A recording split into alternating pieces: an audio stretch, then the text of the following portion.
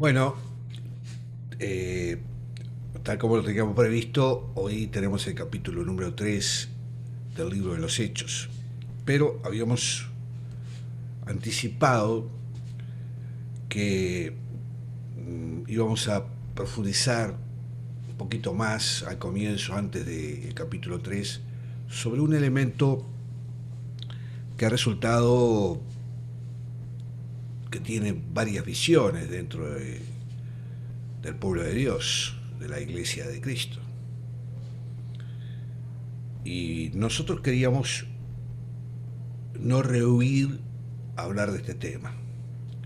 Sabemos que existen posiciones diferentes, congregaciones que visualizan eh, este don. Nosotros no vamos a buscar una polémica en esta materia de ninguna manera, tal como lo hemos hecho en varios temas que tienen distintas visiones. Sí, vamos a hablar del tema. Después me gustaría que ustedes también opinaran. Lo vamos a hacer con un espíritu profundamente de escudriñar la palabra. Así está. Si bien cada una de nuestras congregaciones puede tener una posición determinada sobre este tema,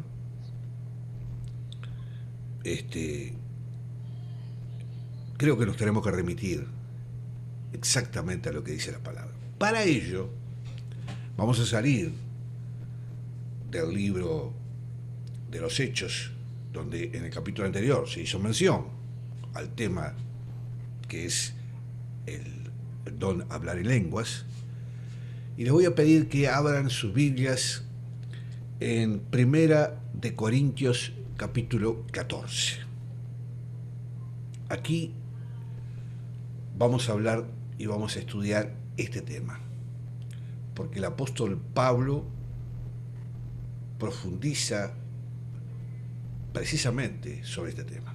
Y creo que es el mejor elemento que tenemos para entender este tema, que, vuelvo a insistir, tiene visiones diferentes. Así que bueno, nos remitimos a Primera de Corintios capítulo 14. Me parece bien. Vamos a leerlo, vamos a seguir la lectura, si tienen allí ya ustedes su Biblia, vamos a seguir la lectura, porque en la lectura de este capítulo vamos a entender muchas cosas. Y vamos a entender ese momento que se dio en Pentecostés, que ya lo hemos narrado, lo hemos estudiado. Dice así el apóstol Pablo: seguid el amor. Fíjense cómo empieza. Seguid el amor y procurad los dones espirituales, pero sobre todo que profetices. Me detengo un poquito en este tema. Hay una idea que profetizar es adelantar el futuro, y muchos inclusive buscan profecía con sinónimo de adivinanza, de adivinar el futuro. En realidad, profetizar es llevar la palabra de Dios. Por eso, aquí, fíjense ustedes, el apóstol Pablo le dice a la iglesia de Corintios, pero obviamente lo asumimos nosotros también, que pertenecemos a distintas iglesias, dice: procurar los dones espirituales, pero dice, pero sobre todo que profetices. Es un elemento, creo que me parece fundamental entender este tema. Alguna vez me corrigieron a mí porque, siguiendo al apóstol Juan, que también lo dijo, dije que había que profetizar y alguien no entendió. Pensó que yo estaba diciendo, hablemos del futuro, hablemos de la escatología. No, estaba siguiendo exactamente lo que la palabra dice y lo que nos dice acá el apóstol Pablo. Nosotros tenemos que profetizar. No somos profetas, obviamente, pero llevamos la palabra de Dios. Esto que estamos haciendo hoy, que lo están viendo por internet o YouTube, los que lo ven por ahí, es profetizar. Por eso nos dice el apóstol Pablo, profeticéis. Pero el tema sigue, ¿no? Dice, acá viene el tema, dice, porque el que habla en lenguas no habla a los hombres, sino a Dios, pues nadie le entiende, aunque por el Espíritu habla misterios. Pero dice después, pero el que profetiza habla a los hombres para edificación, exhortación y consolación. Veo que hace una diferencia, ¿no? Clara, entre hablar en lenguas y profetizar. Dice, el que habla en lenguas, versículo 4, extraña, en lengua extraña, a sí mismo se edifica. Pero el que profetiza, edifica a la iglesia. ¿Ven cómo nos pone el hermano, el apóstol Pablo, el tema, ¿no?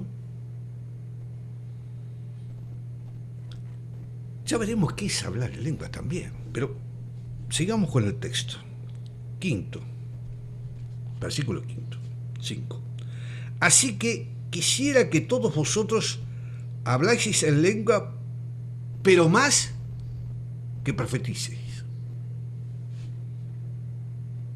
Porque mayor es el que profetiza que el que habla en lenguas, a no ser que las interprete para que la iglesia reciba edificación. Ahora pues, versículo 6, hermanos, si yo voy a vosotros hablando en lenguas, ¿qué os aprovechará?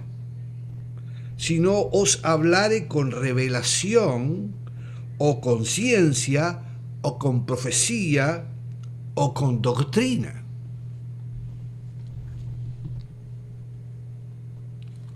Fíjese la pregunta que nos hace el apóstol Pablo. Voy a poner un ejemplo, simplemente para que ustedes vayan mirando el tema. Si yo en este momento les hablara en alemán, porque sé hablar alemán, o vamos a hablar, si yo les hablara en quechua, o en guaraní, ustedes no entenderían nada si no saben ese idioma, pero yo les estaría hablando en una lengua. Yo, como la entiendo, cuando leo y hablo de la palabra en esa lengua, me edifico yo. Pero a ustedes, y a los que me escuchan, si no conocen esa lengua, escucharían letras, palabras que no entenderían.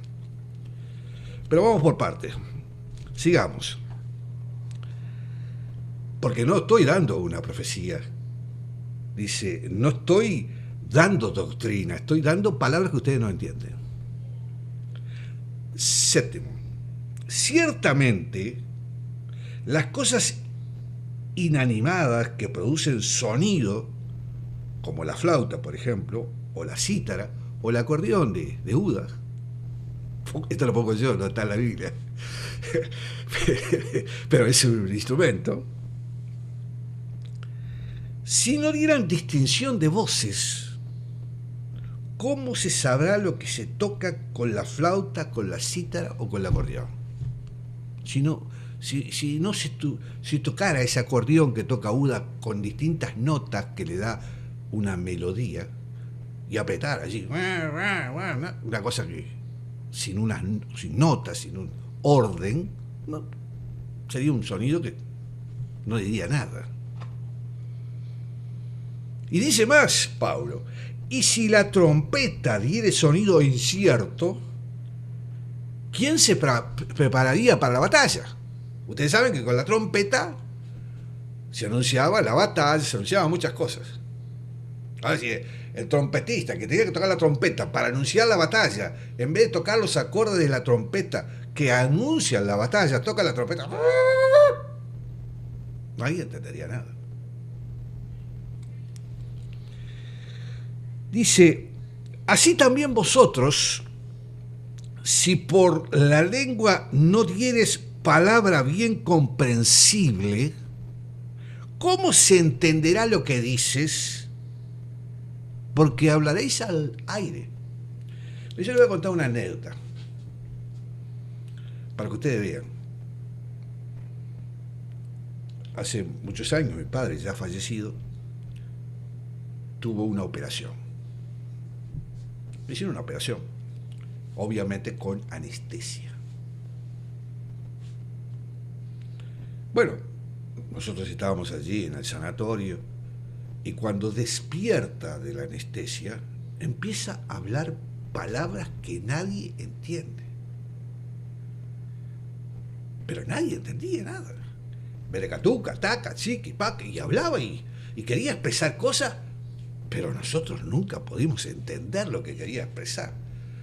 Según el doctor, era producto de la anestesia que iba despertando y quería enarbolar palabras y le salían letras que se juntaban.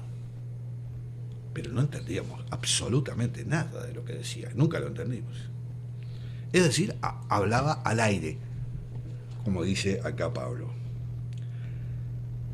Tantas clases de idioma, dice en el versículo 10, hay seguramente en el mundo y ninguno de ellos carece de significado.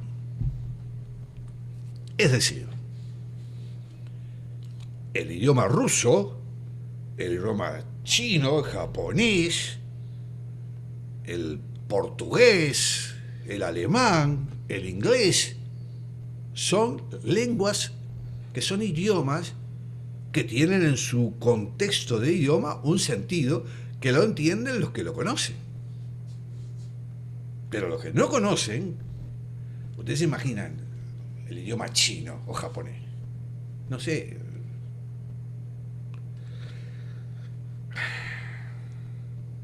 Bueno, no quiero pronunciar nada en chino porque no sé.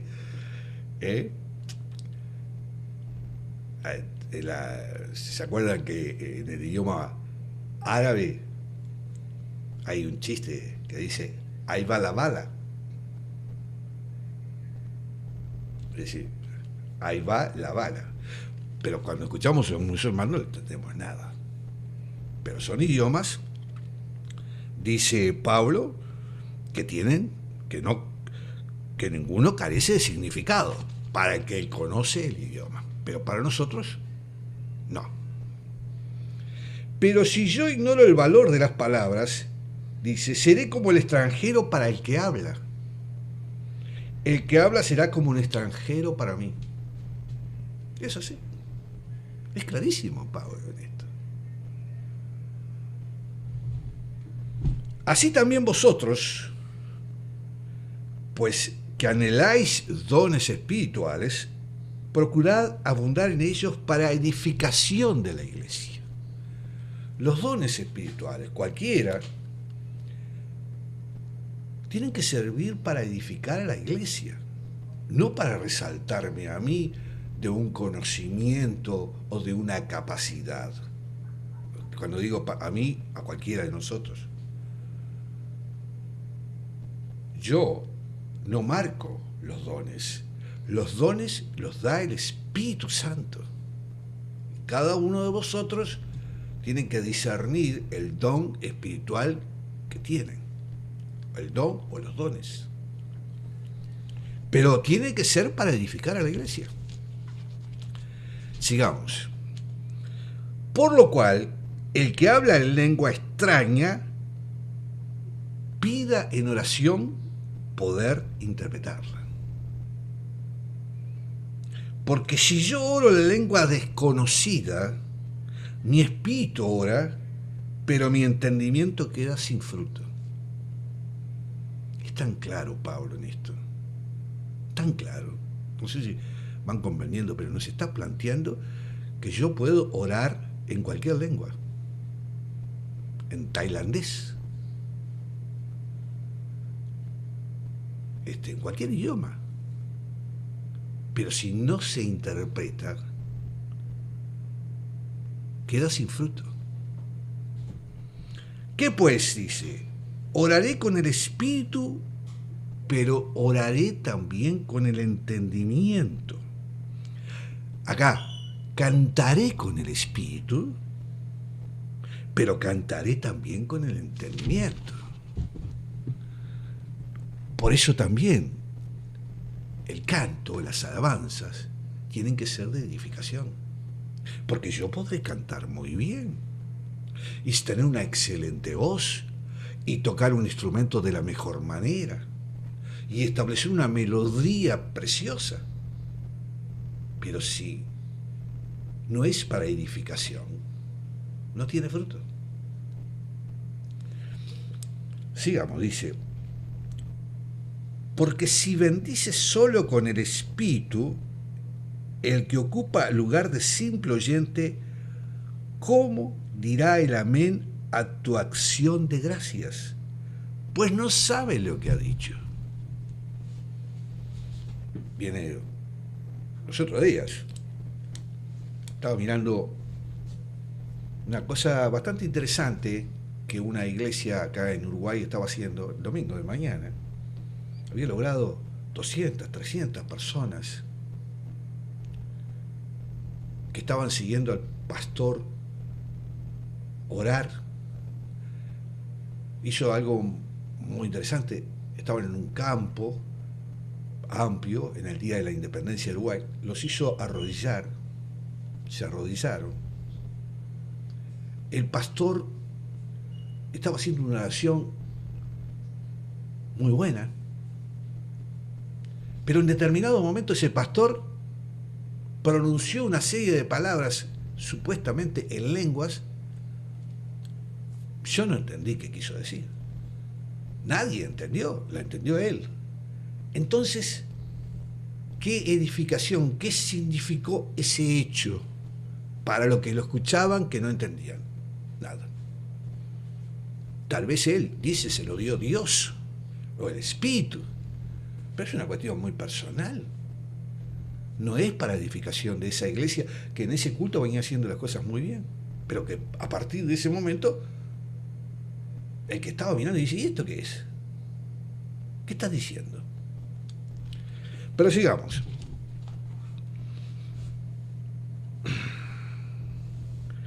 Porque tú, a la verdad, bien das gracias, pero lo otro no es edificado.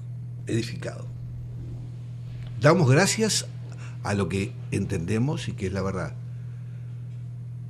Pero lo otro, ese lenguaje que no entendemos, no es edificado. Doy gracias a Dios que hablo en lenguas más que todos vosotros, dice Pablo. Doy gracias a Dios que hablo en lengua más que vosotros. Y lógico. Pablo sabía hablar en griego. Pablo sabía hablar en arameo. Pablo sabía hablar en hebreo. Y sabía algunas otras lenguas.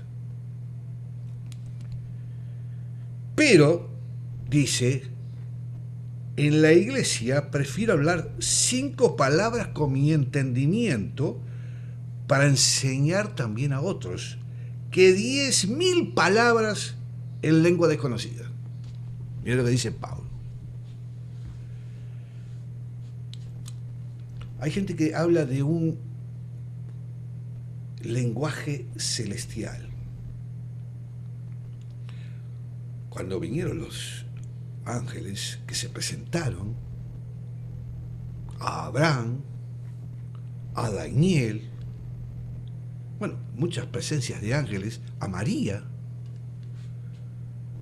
no hablaron en un idioma celestial, porque si no María no iba a entender, Daniel no lo iba a entender, Abraham no lo iba a entender, le hablaron en el idioma entendible. Por eso comprendieron el mensaje que ese ángel daba. Dice, fíjese que Pablo dice, prefiere hablar 5 palabras con mi entendimiento, con el lenguaje que entiende la iglesia, que 10.000 palabras en lengua desconocida. Y mire lo que dice en el versículo 20. Hermanos, no seáis niños en el modo de pensar, sino sed niños en la malicia, pero maduros en el modo de pensar. En la ley está escrito, en otras lenguas y con otros labios hablaré a este pueblo, si aún así me oirán, dice el Señor. Así que las lenguas son por señal no a los creyentes, sino a los incrédulos. Mire, atención a lo que está diciendo acá, ¿no?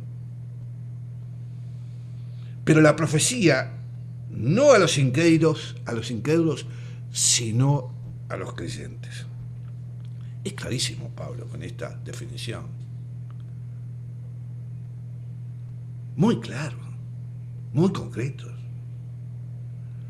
Dice, sí, pues toda la iglesia se reúne en un solo lugar y todos hablan en lenguas y entran indoctos o incrédulos, ¿no dirán que estamos todos locos? ¿Ustedes se imaginan? Vamos a suponer que acá la hermana Ana María habla en ruso, Hernán habla en japonés, Uda nos habla en portugués, Mariela nos habla en quechua, Marlene nos habla en guaraní, Sandra nos habla en alemán. Empezamos a hacer esto y nadie entiende nada, dice, está todo loco. Es clarísimo esto, ¿no? Y dice, versículo 24, pero si todos profetizan y entra algún incrédulo o indocto, por todos es convencido y por todos es juzgado. Lo oculto de su corazón se hace manifiesto y así, postrándose sobre el rostro, adorará a Dios, declarando verdaderamente Dios está entre nosotros. ¿Qué hay pues, hermanos?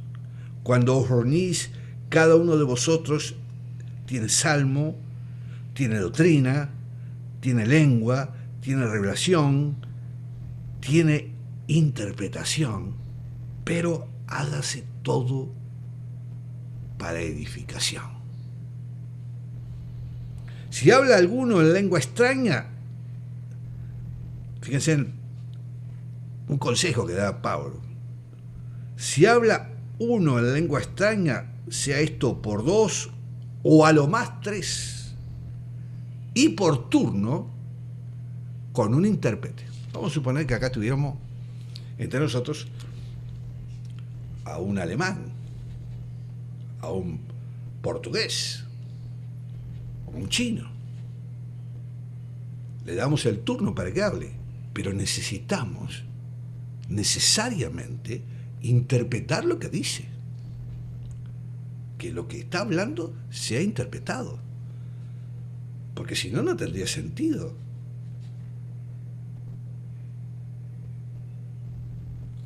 Sigue el consejo de Pablo. Asimismo, dice, y si no hay intérprete,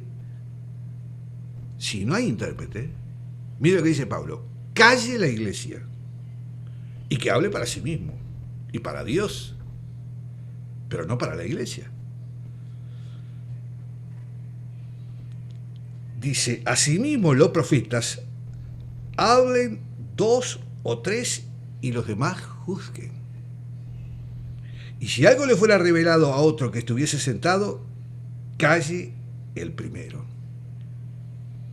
Porque podéis profetizar todos uno por uno, para que todos aprendan y todos sean exhortados. Y los espíritus de los profetas están sujetos a los profetas. Pues Dios no es un Dios de confusión, sino de paz, como en todas las iglesias de los santos. Después continúa este capítulo, habla también de la participación de las mujeres, pero no es el tema hoy. Hermanos, yo no sé si a ustedes les queda claro esto.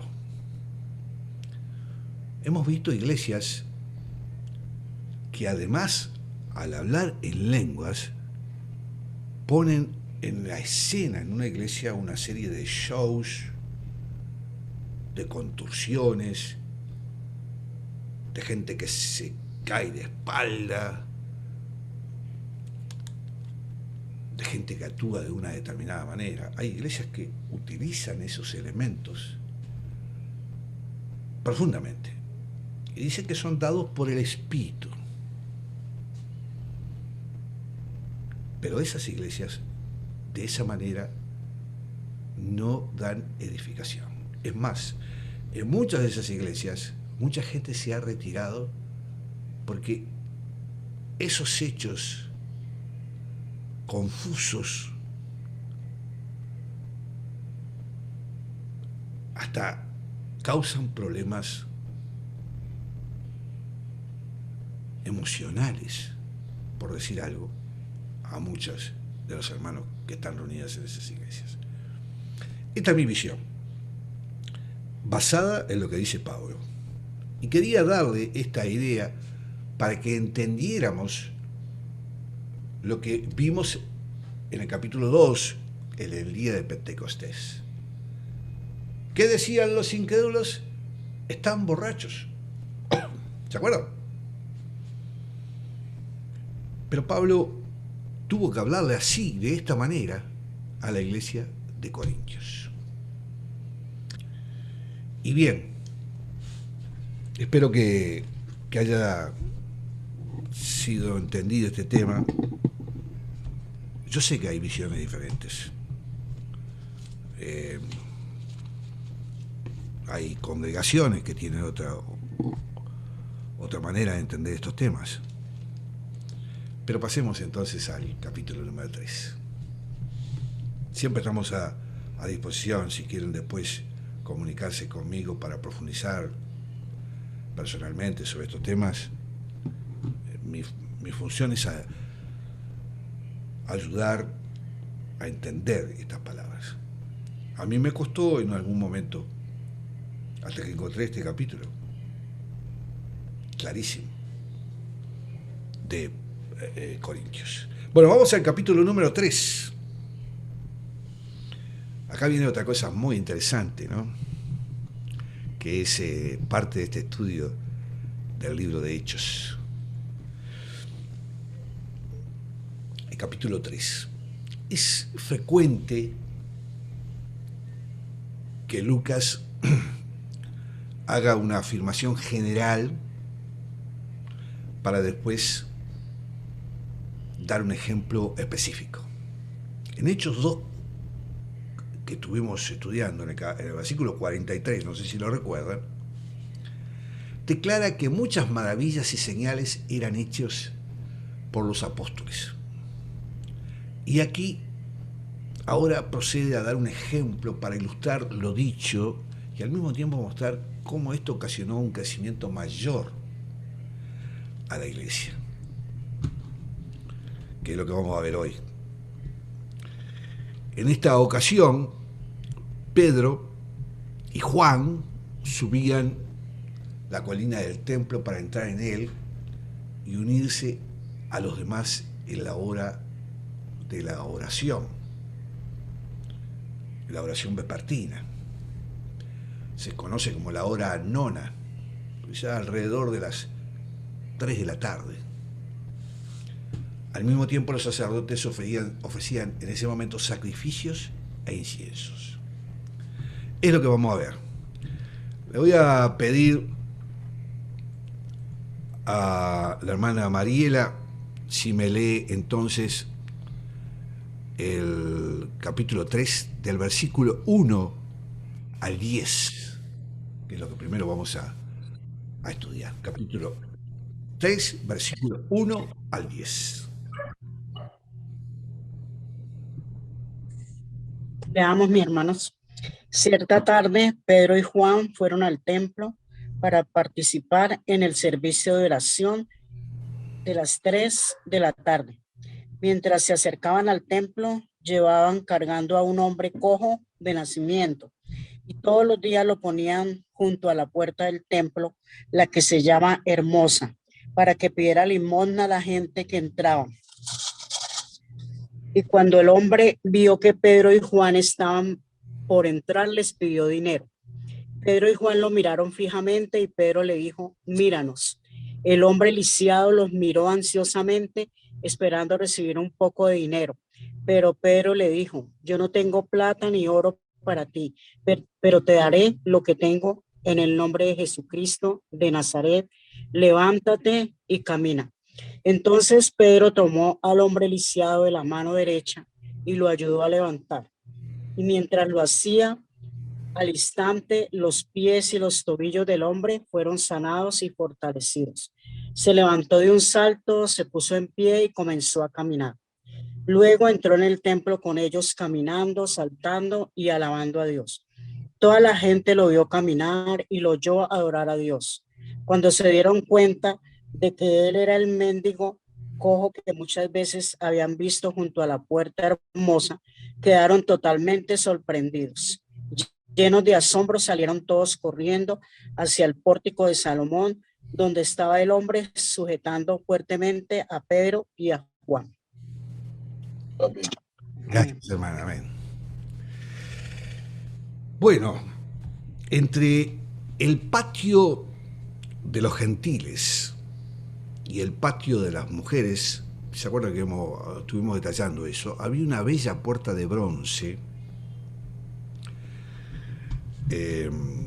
labrado, de estilo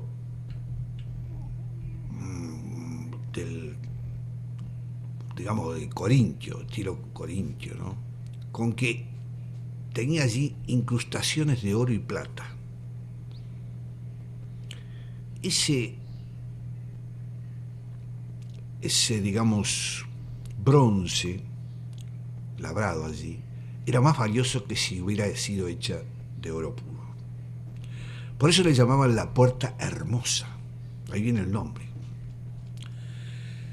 Pedro y Juan se encontraron con un hombre cojo de nacimiento. Esto es muy importante. El que llevaban a diario y dejaban allí fuera del templo para que pidiera limosnas, caridad. Más tarde vemos allí en el texto que el hombre tenía más de 40 años. Jesús pasó muchas veces, pero es evidente que el hombre nunca le pidió sanidad, porque Jesús pasaba y siempre estaba hace años allí. También es posible que Jesús, en la providencia divina y sabiendo los tiempos perfectos, dejó a este hombre para que se pudiera convertir en un testigo mayor aún cuando fuera sanado más tarde. Cuando este hombre le pidió una limosna, Pedro, junto con Juan, fijó sus ojos en él. Qué contraste este momento, ¿eh?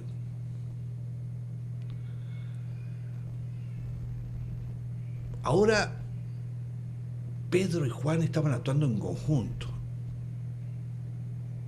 en completa unidad de fe y propósitos. Por eso Pedro le dijo, míranos. Esto hizo que el hombre pusiera toda atención en ellos y suscitó en él la esperanza de recibir algo. Sin embargo, Pedro no hizo lo que él esperaba.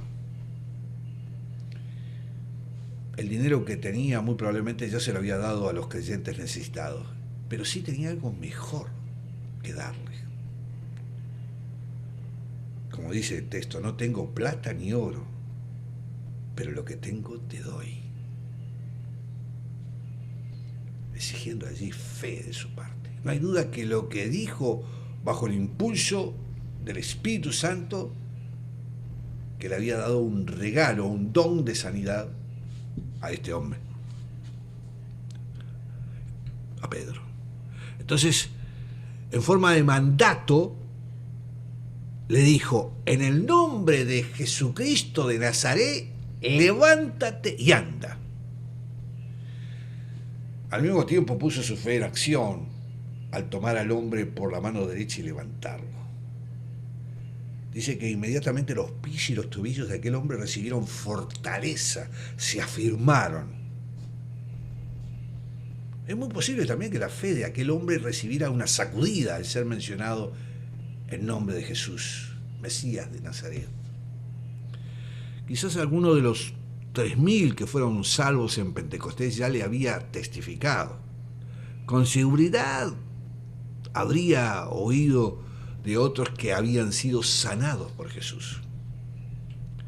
Pero en fin, cuando los pies y los tobillos de aquel hombre se llenaron de fortaleza, el hombre saltó, se puso en pie por un instante y comenzó a caminar.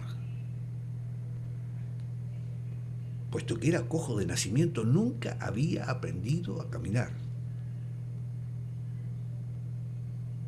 Un hecho, ustedes se imaginan ese hecho. ¿Qué significaba ese momento? Bueno, ahora que el hombre estaba sanado, podía entrar al templo, pues no se le permitía a los impedidos entrar. Esta sería la primera vez en su vida. Entró caminando normalmente con Pedro y Juan. Dice que daba unos saltos cada tantos pasos, gritando continuamente alabanzas a Dios. Dios lo había tocado y evidentemente no podía contener el gozo y la alabanza. El versículo 11 indica que todavía sostenía la mano de Pedro y también tomó la mano de Juan. Qué escena tan maravillosa debe haber sido la del hombre aquel que entraba caminando y saltando en el patio del templo y arrastrando a Pedro y a Juan consigo. Ustedes imagínense, hermanos, toda la gente que lo veía lo reconocía como el hombre que había nacido cojo, que estaba siempre sentado pidiendo limosna en la puerta hermosa. Por consiguiente, su sanidad los llenó de asombro. Su sanidad no era algo ficticio, era concreto y específicos. Pero también muchos se sintieron hasta, yo qué sé, espanto, perplejidad. Estaban atónitos y sobrecogidos. ¿Se dan cuenta, hermanos, lo que significa ese hecho que nos está describiendo aquí en capítulo 13 del libro de Hechos? Le voy a pedir a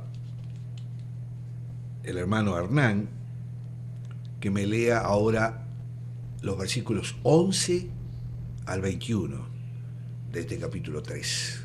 Mira, y teniendo asidos a Pedro y a Juan, el cojo que había sido sanado, todo el pueblo, atónito, concurrió a ellos al pórtico que se llamaba de Salomón, Viendo esto, Pedro respondió al pueblo: varones israelitas, ¿por qué os maravilláis de esto?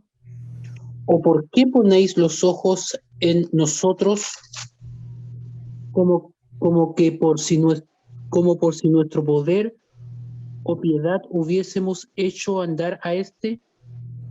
El Dios de Abraham, de Israel y de Jacob, el Dios de nuestros padres, ha glorificado a su Hijo Jesús, a quien vosotros entregasteis y negasteis delante de Pilato, cuando éste habría resultado ponerle en libertad. Mas vosotros negasteis al santo y al justo, y pedisteis que os diesen a un homicida, y matasteis al autor de la vida, a quien Dios ha resucitado de los muertos, de lo cual nosotros somos testigos. Y por la fe en nuestro nombre, a este que vosotros veis y conocéis, le ha confirmado su nombre, y la fe que es por él ha dado a este hasta completa sanidad en presencia de todos vosotros. Mas ahora, hermanos, sé que por ignorancia lo habéis hecho, como también vuestros gobernantes, pero Dios ha cumplido así lo que había antes anunciado por boca de todos sus profetas, que su Cristo había de padecer. Así que arrepentíos y convertíos, para que sean borrados vuestros pecados, para que vengan de la presencia del Señor tiempos de refrigerio, y él envía a Jesucristo, que os fue antes anunciado, a quien de cierto es necesario que el cielo reciba hasta los tiempos de la resurrección de todas las cosas, de que habló Dios por boca de sus santos profetas que han sido desde tiempos antiguos. Amén. Gracias, hermano. Qué pasaje este, ¿no? Qué pasaje este, la verdad. Ya en este momento, el inválido sanado, seguramente todavía tomado de las manos con Pedro y Juan, se hallaba en el pórtico de Salomón. Un pórtico techado que se hallaba a un lado del patio del templo. Hay un micrófono allí abierto, está haciendo un ruidito. A ver si lo podemos cerrar. Es el tuyo, Hernán. Ahí está. Muy bien, muy bien. No pasa nada. Decía, estaba allí en el pórtico de Salomón. Es un pórtico techado que se hallaba a un lado del patio del templo. Desde todos los patios del templo la gente corría y se aglomeraba para verlos. Fácilmente, según cuentan, puede haberse reunido 10.000 personas en el templo a la hora de oración. En esta oportunidad que esperaba Pedro, respondió con prontitud a las preguntas sin formular que se veían en sus caras maravillosas. El mensaje sigue el mismo esquema general dado al Espíritu en el día de Pentecostés, pero adaptado a esta nueva situación. Dirigiéndose a la multitud, como varones israelitas, era la costumbre, aunque había mujeres allí en la multitud, le preguntó por qué se maravillaban de esto y por qué ponían sus ojos en él y en Juan, como si la capacidad de aquel hombre para caminar tuviera su fuente en el poder o la piedad o santidad de ellos. Pedro, a partir de ese momento, toma una actitud realmente maravillosa. Dio testimonio de Jesús. aquel a quien las Escrituras describen como el Dios de Abraham, Isaac y Jacob, el Dios de sus padres, que había glorificado a su Hijo Jesús. Y nuevamente les recuerda, esto es muy importante, que eran responsables por el arresto de Jesús y por haberle negado ante Pilato, aun cuando éste había decidido ponerlo en libertad. Aquel a quien habían negado era el santo y el justo. Y nuevamente hace referencia al siervo sufriente de Isaías en el capítulo 53 y en Zacarías también. Pero se habían apartado de él tan completamente que habían pedido que se le liberara a un homicida en su lugar. No vamos a contar la historia, queda claro. Eran culpables, y se los decía de frente a todos, eran culpables de la muerte del autor de la vida. ¡Qué contraste! Le habían dado muerte a aquel que le había dado la vida a ellos. La palabra griega traducida autor es argejón, una palabra que generalmente significa originador, fundador. Fíjense que en Hebreos, en el capítulo 2 y en el capítulo 12 también, está traducida como autor y se refiere a la participación de Jesús en la creación. Juan en el capítulo 1, versículo 3, dice de Jesús, la palabra viva. Todas las cosas por él fueron hechas, y sin él nada de lo que ha sido hecho hubiera sido hecho. En otras palabras, Jesús preencarnado era la palabra viviente que pronunció los mundos y existieron. Y por medio de él, Dios inspiró la vida en el hombre que había formado. Allá está en Génesis eso. Este Jesús, la fuente misma de la vida y por tanto de la sanidad, era el que ellos habían matado. Y Pedro y Juan habían sido testigos. La sanidad de aquel hombre también era testimonio de que Jesús estaba vivo. Note la repetición del nombre en el versículo 16. Por la fe, fundado en la fe, con base en la fe, en su nombre. Este hombre que ustedes ven y conocen, su nombre lo ha hecho fuerte.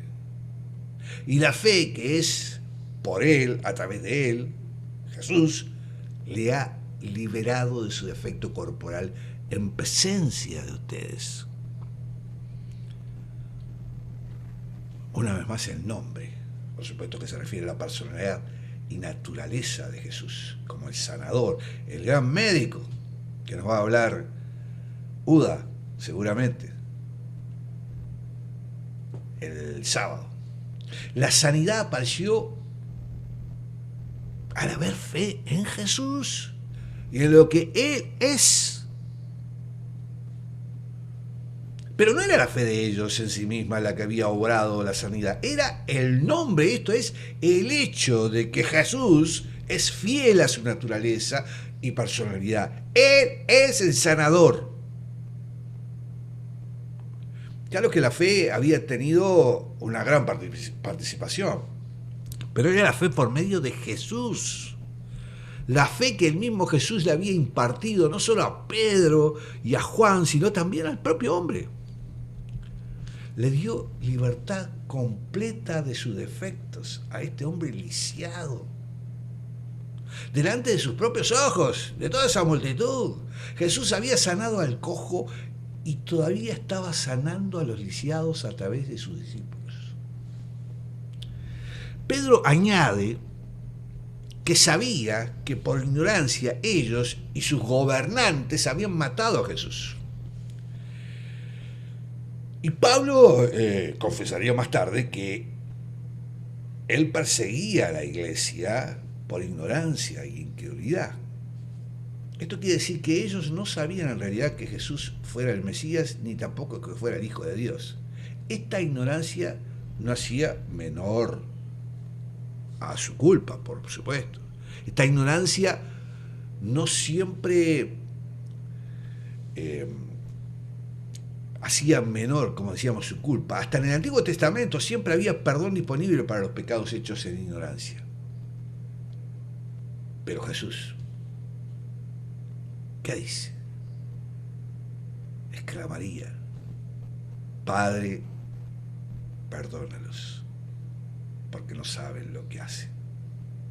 Clarísimo, está en Lucas mismo, capítulo 23. Los sufrimientos y la muerte de Jesús fueron también el cumplimiento, como ustedes saben, de las profecías que Dios había revelado por boca de todos los profetas. Esto es, por el cuerpo de profetas en pleno.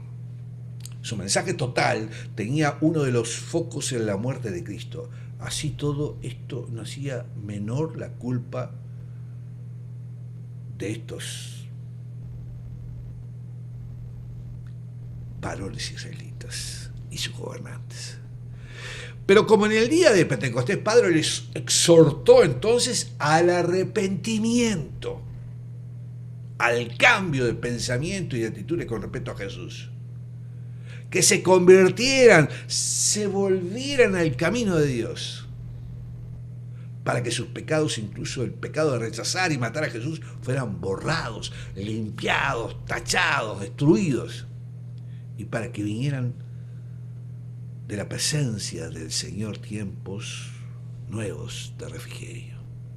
A quienes se arrepintieran, Él les enviaría el Mesías Jesús designado para ellos, que los cielos debían recibir hasta los tiempos de la restauración de todas las cosas, de las que habló Dios por la boca de los santos, profetas desde el tiempo antiguo, desde el comienzo de la edad. Esta última expresión, podríamos decir que es una paráfrasis que podría significar desde la eternidad o desde el principio de los tiempos. El sentido es que todos los profetas que han existido lo han planteado. Gracias a este pasaje, hermanos, vemos que el arrepentimiento y la conversión hacia Dios no solo traen consigo que los pecados sean borrados, sino también un refrigerio que nos da el Señor. No tenemos que esperar hasta que Jesús regrese para poder disfrutar de estos tiempos. El pasaje indica especialmente, si los estudiosos lo resaltan en el texto griego, que podemos tenerlo ahora y hasta el momento en que Jesús venga.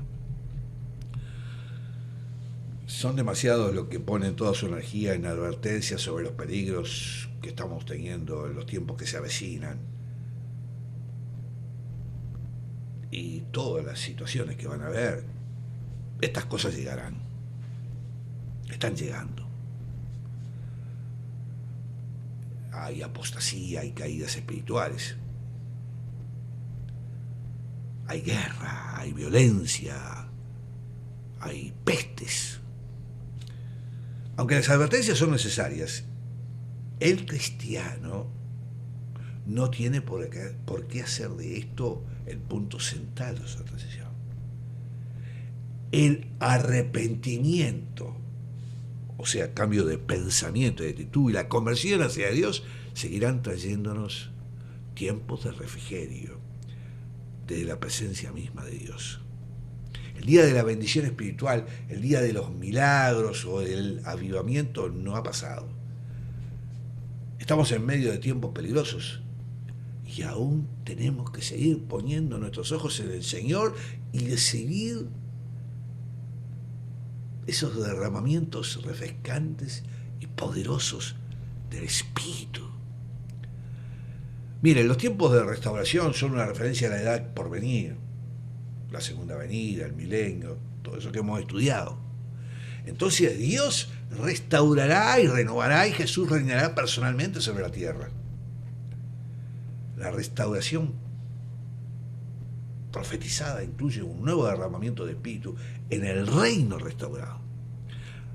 Algunos sacan de contexto la restauración de todas las cosas y tratan de hacer que incluya hasta la salvación de Satanás. Pero todas las cosas es una expresión que debe ser tomada junto con otra que habló Dios.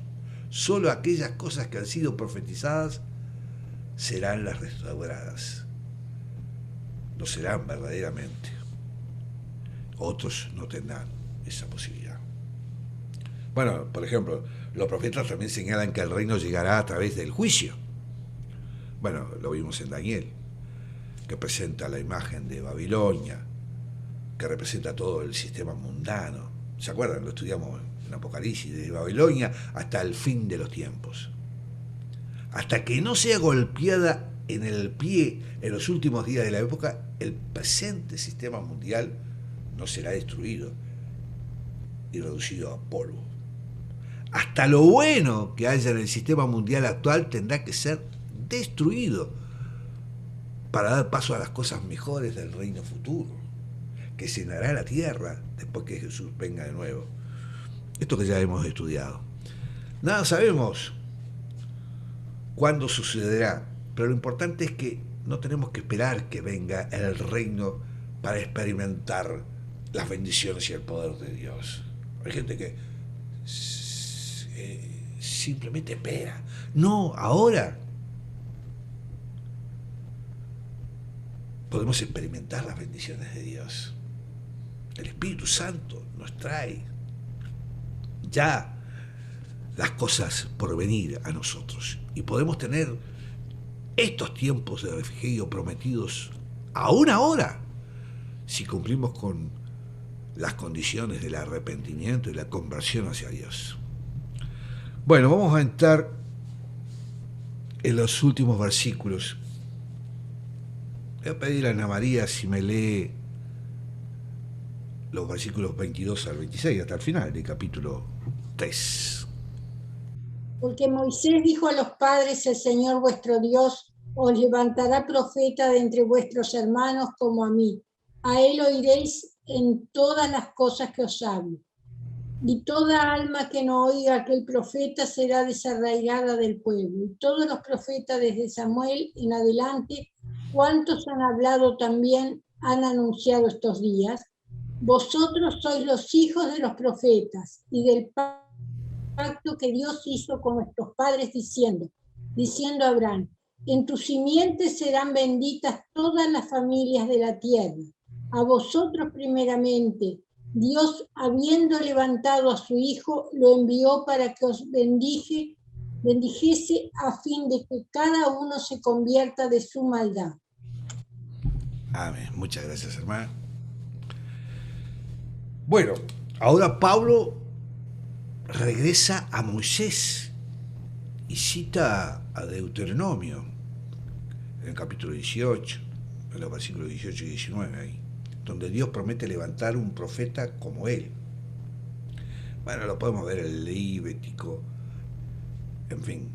Esta era la promesa en la que pensaban también los que le preguntaron a Juan Bautista si él era el profeta. Algunos opinan que Deuteronomio tiene un cumplimiento parcial en Josué, un hombre en el que está el Espíritu también. Lo podemos ver en Números eso. Samuel y la línea de profetas del Antiguo Testamento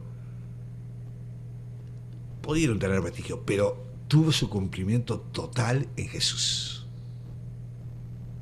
¿En qué aspectos era Jesús como Moisés? Dios usó a Moisés para instaurar el pacto antiguo y Jesús trajo el nuevo pacto. Moisés sacó la nación de Israel de tierras de Egipto y la llevó al Sinaí, donde Dios la trajo a sí mismo, la hizo entrar en una relación de pacto con él.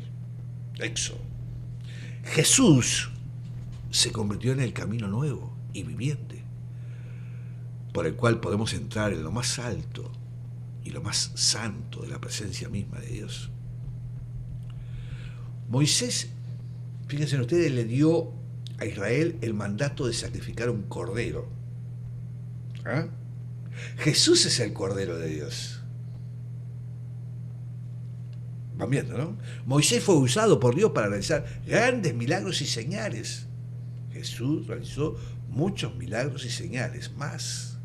Pero la mayoría eran señales de amor, más que de juicio. Moisés le advirtió al pueblo que se había desarraigado todo aquel que no recibiese y obedeciese a este profeta. O sea, que aunque Dios es bueno, hay un castigo para aquellos que no se arrepienten. Pero Pedro hizo hincapié en el significado de la advertencia de Moisés. Dice que serían desarraigados del pueblo. Esto es, Dios no destruiría a su pueblo como tal, sino que serían los individuos los que se podrían perder. Samuel sin duda fue más grande de los profetas después de Moisés. Desde aquel momento, todos los profetas hablaron de estos días, o sea, de los días de la obra que Dios realizaría a través de Cristo. Aunque algunos no hayan dado profecías específicas en sus escritos, todos dieron profecías que señalaban hasta estos días y los preparaban para ellos. Los judíos, a los que Pedro se estaba dirigiendo, eran los descendientes verdaderos de los profetas, herederos también del pacto abrámico, con su promesa de que en la simiente de Abraham, Cristo, todas las familias de la tierra serían bendecidas. Eso está en Génesis. Esa bendición prometida a todas las familias de la tierra llegó en primer lugar a estos judíos de Jerusalén. ¡Qué privilegio!, ¿no? Sin embargo, no se trataba de un favoritismo. La bendición, arrepintiéndose y apartándose de sus pecados, también era una oportunidad de poder servir. En realidad, alguien tenía que ser el primero en llevar el mensaje.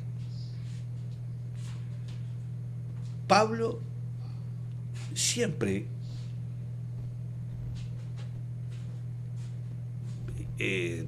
iba a los judíos primero, porque ellos tenían la escritura y la cultura y conocían la promesa, pero no podían llevar el mensaje y la bendición a los demás sin arrepentirse primero y experimentar la bendición en ellos mismos. Dios había preparado a los judíos para esto. Todos los primeros evangelistas, esparcidores de las buenas nuevas, eran judíos. Queda claro, ¿no? Y se prepararon. El mundo tuvo la presencia de esos hombres, los discípulos de Jesús, y los que ellos iban esparciendo en el mundo. Y hoy podemos estar gozosos que todas estas enseñanzas que estamos recibiendo a través de la palabra bendita del Señor ha llegado a nuestros días. No hay nadie en el mundo, en todos los tiempos, que tenga esa bendición.